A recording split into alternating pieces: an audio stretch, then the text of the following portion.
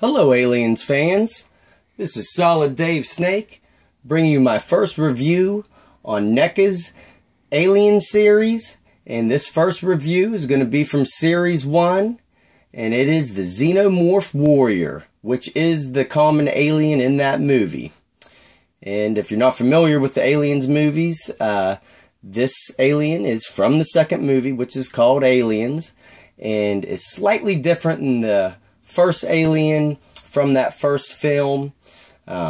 This one is called the Warrior, has a little more of a different look all over, but we'll go over it. But just to let you guys know, I've always been a fan of the Aliens movies and read the comics when I was a kid, and I've always been into that whole mythology of the Aliens universe and the Predator universe. So I've always been a big fan of them, and have to say, out of all the Aliens action figures that have been made in the past from different companies, NECA really nailed it. This is the perfect Aliens action figure, and we will just go over it from head to toe, and I will show you a couple features that it has along the way, and then at the end we will go over articulation. But starting from the top, we'll go over the alien head. And just like in the movie, it has that real kind of detailed dome. In the first movie, the alien had a clear dome. In this one, it's got all kinds of ridges and bumps all throughout it.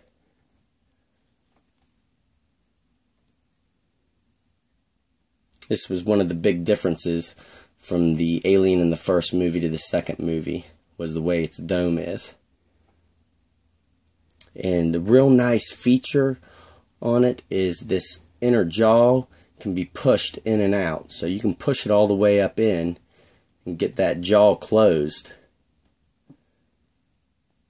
To give it that closed jaw look, or opened with extended jaw. And it pulls out real nice, and kind of has a degree of movement where you can get it to sit up high or down low. And if you move this jaw down too much, it will come off, but can be snapped back in. So real nice feature, almost needed on an alien figure. But they just nailed that head. I think that's perfect how they looked in the movies. And its back has those tubes that come out of it.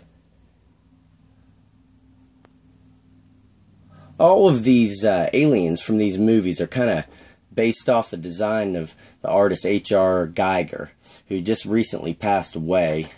But he kind of always had this weird style with his artwork, and I think a lot of the stuff off that first and second movie, even the environments, were based off his artwork. But on the chest, there's just a lot of detail with all the exoskeleton parts to this alien. Oh, and on the back here, this upper spine will actually pull out like that to give you a greater point of movement on the head, so you can tilt it back further, which I thought was really nice. Because with that there, you cannot get it all the way back like that. So that was a really nice feature. And all the tubes on the back are glued in there. They're kind of separate pieces, but they're glued in there. And I think look perfect to how they look in the movie. Of course, the spine going back here. His tail is made out of a bendy wire. So it's really long, and you can get it to however you need it. So that was an excellent choice to make this tail bendy wire. Just perfect.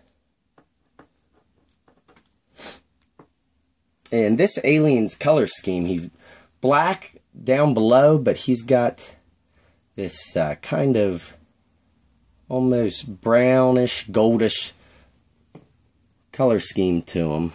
over top of the black.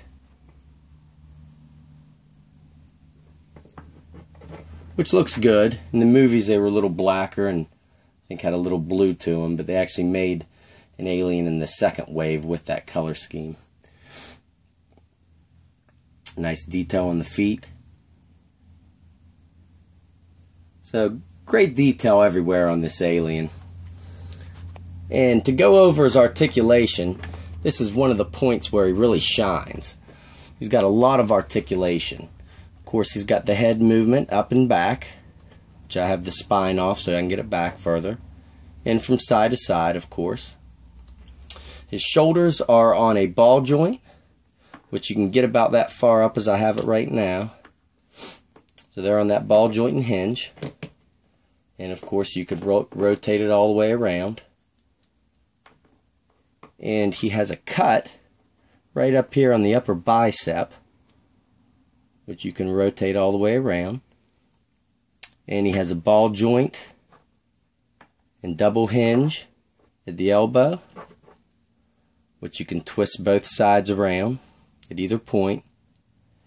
And he has a ball joint and hinge here at the wrist, which you can get a lot of movement down and up, and of course twist it all the way around.